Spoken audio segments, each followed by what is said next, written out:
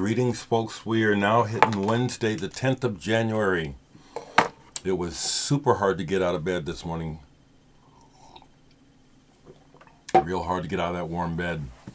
Hey, Terry. Thank you so much. Thank you so much, Terry. Thank you so very much. Rebecca, thank you so much. DJ Trish, thank you so much. Michael. P. Jr. See, I want to thank you all. Renee, all of you. Thank you all. I'm aware of you. I can't, you know what I'm saying? I can't be shouting everybody out all the time, but Family Man is one. Okay, so I got it. I love this about doing this channel because I get records unexpectedly, even though people will tell me they're going to send me something, but then I forget. So I got this record yesterday from a Jake Plester-Coyne, who I don't know. And he's from the UK, and he's the owner of Red Mike Records. And he sent me a couple of CDs, some promos of his music, and his proper LP release. World Line Traveler, Nostalgia Landfill.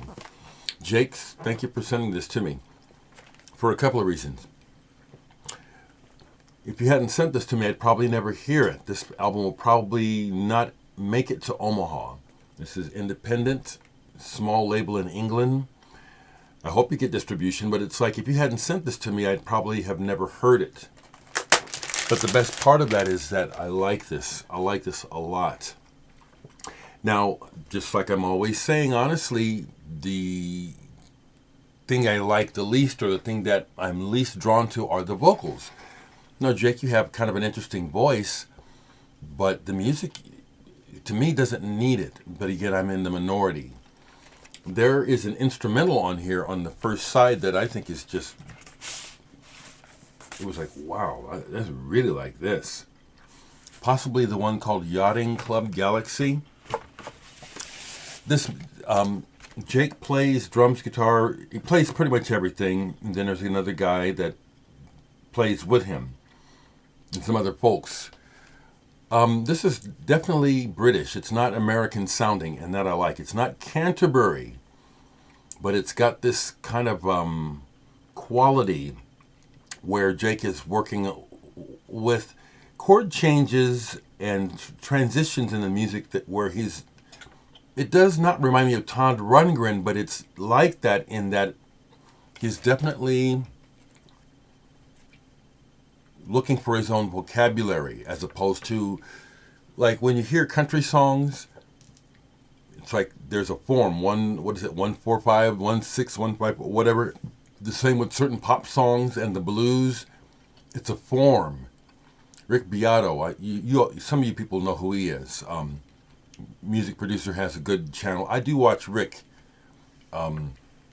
especially with his recent copyright strike crap. Good on you, Rick. But he's real good at explaining and breaking music down because he's a producer and a musician, and this is not the usual. That's what I'm looking for. I love it. I do like the chord changes on here a lot, Jake. This is good. He also sent me promos of 2 other releases on his label. It's a Beginning, and this one, Clouds Pass By. And to me, it sounds like everything is still in it's developing. I think if Jake had some money behind him, he could make a real cool record.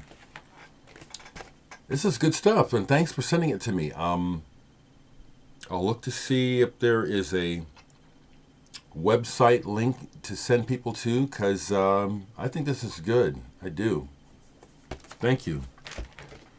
As I say, I watch a lot of documentaries, and I just got done watching a 3-part documentary on the development of techno and disco and dance music, and I'm really glad to say that I was part of that, even though here in Omaha. I was there when I probably saw some of those DJs when they came through Omaha playing the gay clubs, and it was so underground.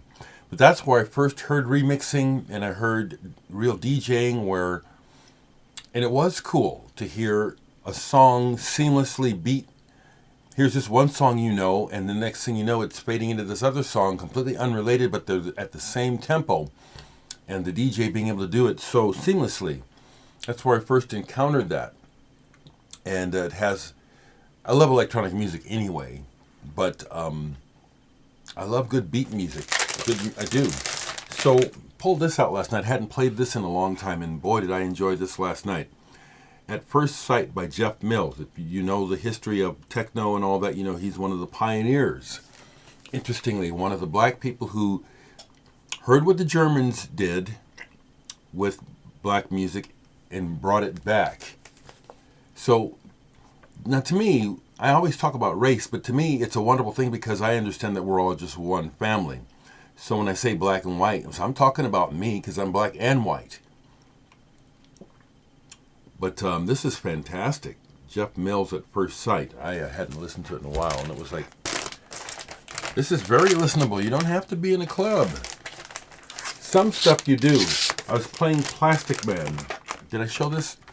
I was playing this the other night after watching a documentary about Richie Hawtin. And again, the whole race thing came up about. And it's really true.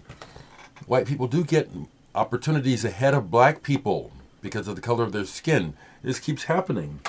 It came up here in the development of techno and everything. So it's inescapable. That's why I bring it up. Something else I pulled, I finally said, okay, let me listen to this because it's like I see it on my shelf, but I never think I want to play it, but I keep it. Why? So I pulled it, and yeah, this is a keeper. Cindytalk, Camouflage Heart. This is an Italian reissue of this album, which came out in the 80s. The words are important, but I still don't pay attention to them because I can hear in his voice Gordon Sharp.